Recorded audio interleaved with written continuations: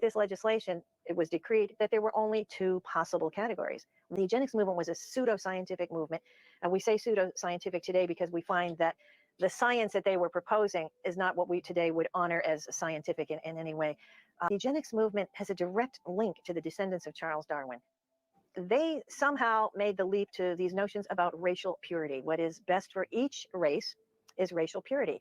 Plecker and his friends convinced the Virginia legislature to adopt very restrictive legislation in 1924. It's called the Racial Integrity Act. With this legislation, it was decreed that there were only two possible categories. One is white, which means a person, you check that you're white if you have white ancestry, Caucasian ancestry, and absolutely nothing else.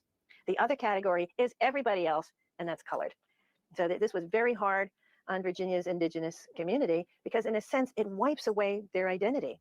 Their identity on paper, their ability to describe themselves as Indian was not possible in the state of Virginia until 1968, when the U.S. Supreme Court forced Virginia to repeal the law. He also believed that classifying American Indians as colored would make them subject to the same racial segregation and discrimination as so-called Black Americans, further reinforcing racial hierarchies in America. Plecker's campaign to label American Indians as colored had far-reaching consequences.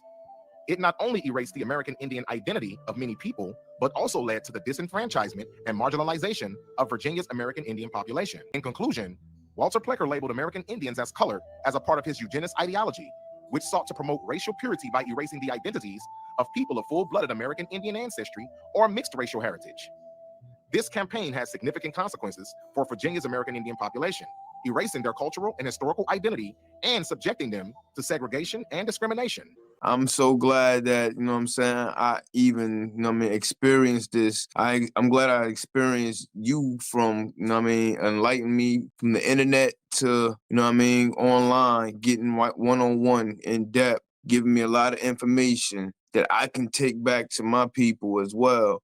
And hopefully we could both get everything meshing with everything with the lineage and everything with the genealogy. This is no scam. This is all real. This is a real homeboy that put it down.